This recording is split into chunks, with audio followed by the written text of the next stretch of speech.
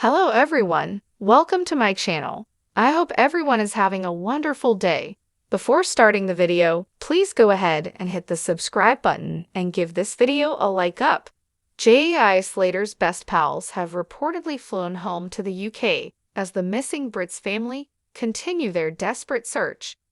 Brad Hargreaves and Lucy May Law arrived in Tenerife with Jay back in June as the trio partied at the NRG Music Festival before the teen mysteriously vanished without a trace. Brad jetted away from the Spanish island 3 weeks after he last heard from Jay in a chilling phone call. He revealed he heard the 19-year-old slipping on rocks in a video call just hours before he was reported as missing to cops.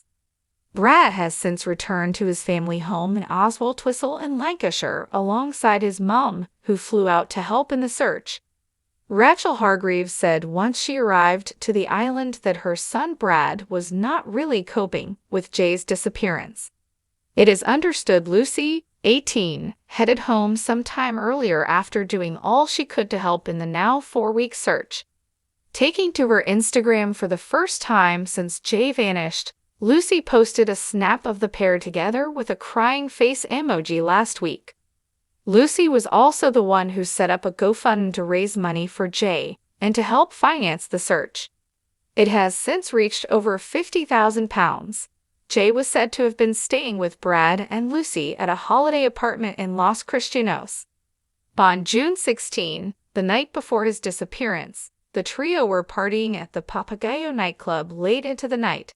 Brad and Lucy are believed to have called it a day as they headed back to their apartment, leaving Jay with 2 men they had met during the festival.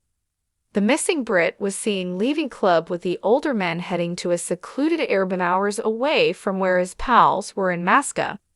One of the men was convicted drug dealer Ayub Qasim, who has since been identified by private investigators as the mystery man dubbed Johnny Vegas.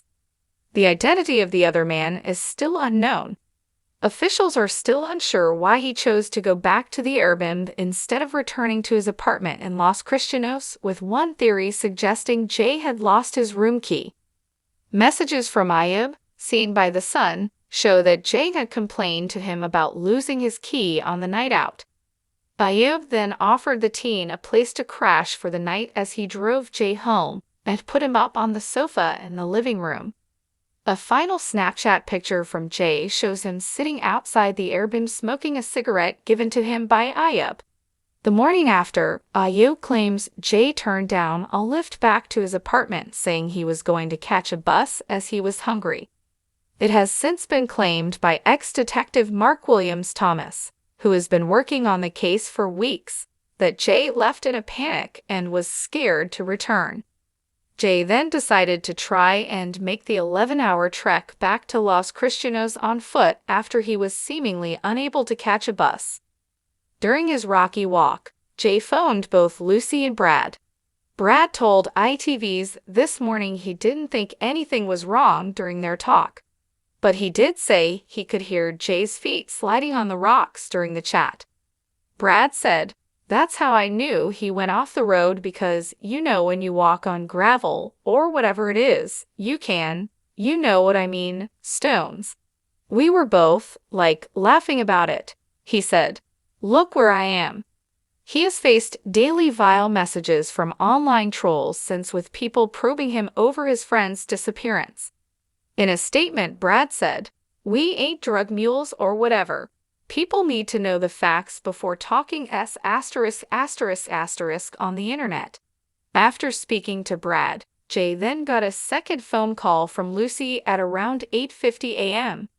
She claims he appeared panicked on the call, telling her he was lost and thirsty, his phone was about to die, and that he'd been cut by a cactus.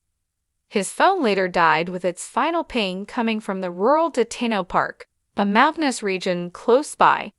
Qasim says he had a phone call from an unnamed friend of Jay's, saying he was in a ditch somewhere and had been cut by a cactus. She went to the Airbnb in the days after the disappearance, where she met the 2 men and spoke about Jay. Jay hasn't been seen since, despite a mammoth 2-week search operation across the island. The Spanish Guardia Civil finally halted their search in Masca just over a week ago, but have insisted the investigation remains open. The drastic end to the hunt led to the family taking matters into their own hands. Desperate dad Warren, 58, has remained hopeful that they will find Jay, but has been vocal about the family's anguish over the case.